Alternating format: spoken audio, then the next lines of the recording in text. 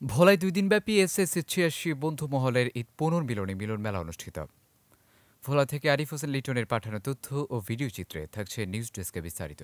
ভোলায় এসএসসি ১৯৮৬ সালে পাশকৃত বন্ধু মহলের প্রায় শত ছাত্রছাত্রীদের উপস্থিতিতে ২ দিনব্যাপী ঈদ পুনর্মিলনী মিলন মেলা অনুষ্ঠিত হয়েছে।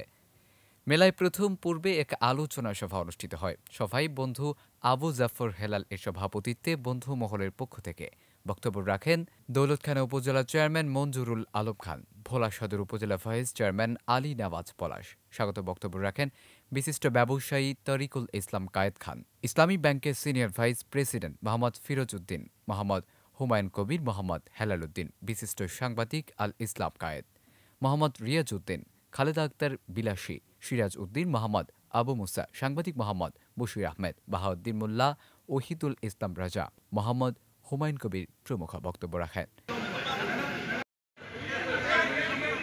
নিউজ ডেস্ক, মিহিরুল মিরাজ, ভোরের আকাশ।